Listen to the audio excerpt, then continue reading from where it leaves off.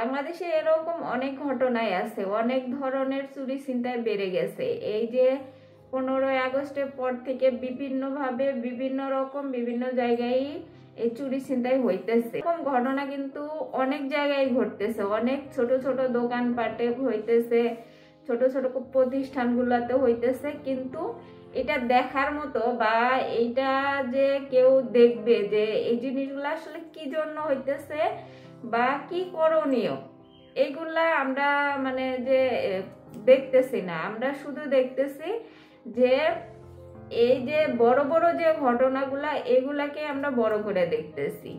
বর্তমানে বাংলাদেশের চুরি ছিনতাই এত পরিমাণ বেড়ে গেছে যে এদেরকে আসলে প্রত্যেককেই চিহ্নিত করে শাস্তির আওতায় আনা, প্রত্যেককে যখন চিহ্নিত করে শাস্তির আওতায় আনা হবে তখন দেখবেন এই যে কিশোর গ্যাংয়ের এই যে গ্যাংগুলা, এই যে চুরি ছিনতাইকারী গুলা, এরা চোর ছিনতাইকারী, এগুলো সবাই ধীরে ধীরে কমে যাবে সমাজ থেকে।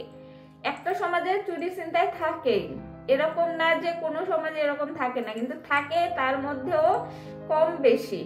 তো আমরা নিজ নিজ জায়গা থেকে কাজ করব, পাশাপাশি এই আইন শৃঙ্খলা প্রশাসনিক ব্যবস্থা এগুলাও ঠিক করতে হবে। যে আমার সাথে একটা অন্যায় হয়েছে, আমার কোনো কিছু চুরি হয়ে গেছে, আমি যদি সাথে সাথে প্রতিকার না পাই, আমি যদি সেই চোরটা আপনারা ধরতে না পারেন, আমার জিনিস যদি আমি ফেরত না পাই, তখন আমার আস্থা উঠে যাবে প্রশাসনের উপর থেকে।